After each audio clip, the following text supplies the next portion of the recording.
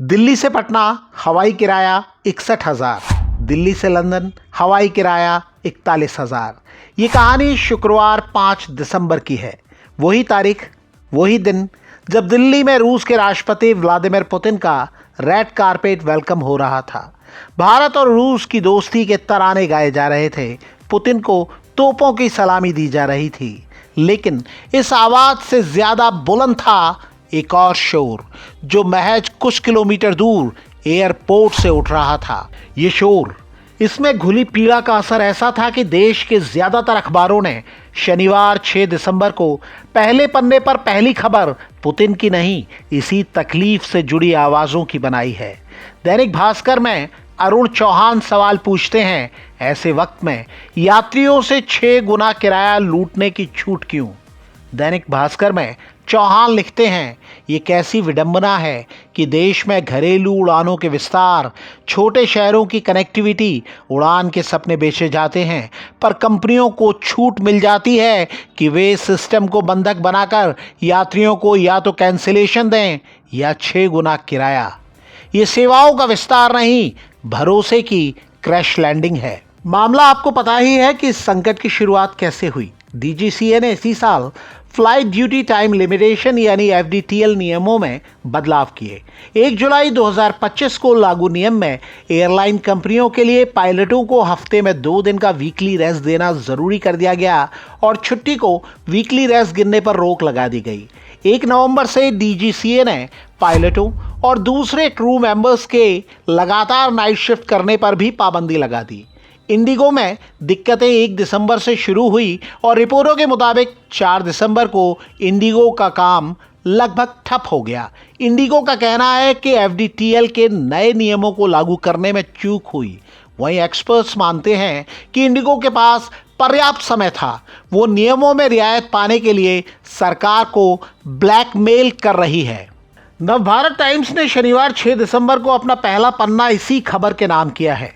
अखबार ने banner heading दी है, हवाई अड्डों पर इस अफरा तफरी के लिए सिर्फ सॉरी।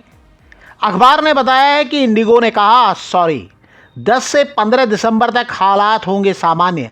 सरकार ने जांच के आदेश दिए। नवभारत टाइम्स ने बॉटम स्टोरी में 2 सवाल पूछे हैं।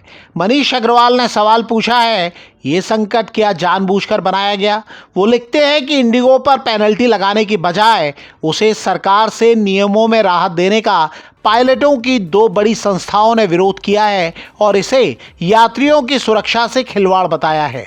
अखिलेश सिंह ने सवाल किया है, क्या मोनोपोली है समस्या की जड़? वो बताते हैं कि भारत के विमानन बाजार में इंडिगो की हिस्सेदारी 64% है। पंजाब केसरी ने इससे जुड़ी खबर की हेडिंग लगाई है, फ्लाइटें रद्द होने पर सरकार बैकफुट पर। अखबार लिखता है, डीजीसीए ने आदेश लिया वापस, पायलटों को उड़ान ड्यूटी में ढील। अमर उजाला अखबार लिखता है, इंडिगो संकट से हवाई किरायों में आग, लंदन पेरिस से ज्यादा देश के शहरों का हवाई किराया, दिल्ली पटना के लिए खर्च करने पड़ रहे हैं 60,000। अखबार ने एक तस्वीर में बताया है कि देश के प्रमुख शहरों के बीच हवाई किराया कितना रहा। सोशल मीडिया पर भी ये मुद्दा छाया हुआ है। किसान नेता अनुज सिंह ने एक्स पर पोस्ट में लिखा है, हमने कहा था सरकारी सिस्टम बेचोगे तो कंपनियां जनता को नोचेंगी। आज इंडिगो संकट के बहाने आम आदमी की जेब पर डाका डाला जा रहा है। पत्रकार मनोज मलयानिल एक्स पर लिखते हैं, इंडिगो संकट अर्थव्यवस्था का असली कारण कुप्रबंधन न कि डीजीसीए के नियम। वो लिखते हैं, पायलट लंबे समय से अंतर्राष्ट्रीय मानकों के अनुरूप ज्यादा रेस्ट आवर्स की मांग कर रहे थे ताकि एयर ट्रैवल सुरक्षित रह सके। कोर्ट के आदेशों के बाद डीजीसीए ने एफडीटीएल जारी की और सभी एयरलाइंस को 1 साल पहले ही निर्देश दे दिए गए थे कि वे पायलट व क्रू की भर्ती बढ़ाएं और नए नियमों को लागू करने की तैयारी पूरी कर लें। Akasa, spice jet, air India और एयर इंडिया एक्सप्रेस ने इन निर्देशों का पालन भी किया, लेकिन इंडिगो ने न सिर्फ इन नियमों को लागू करने की तैयारी नहीं की, बल्कि बिना पर्याप्त पायलट और क्रू बढ़ाए अपनी अंतर्राष्ट्रीय रूट नेटवर्क का तेजी से विस्तार कर दिया और घरेलू उड़ानों की संख्या भी बढ़ा दी। लागत बचाने के लिए पायलट हायरिंग फ्रीज रखी गई, लेकिन पायलट ऑपरेशन लगातार बढ़ाए जाते रहे ताकि मुनाफा बढ़े। एविएशन में सबसे बड़े दो ऑपरेटिंग खर्च स्टाफ, क्रू और फ्यूल को कम रखने की कोशिश में इंडिगो ने सुरक्षा और संचालन के बफर को लगभग खत्म कर दिया।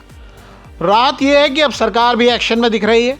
सिविल एविएशन मिनिस्ट्री ने इंडिगो को निर्देश दिया है कि वो रविवार रात 8 बजे तक सभी पेंडिंग पैसेंजर रिफंड वापस करें। पैसेंजर के लगेज भी 48 घंटे में लौटाएं।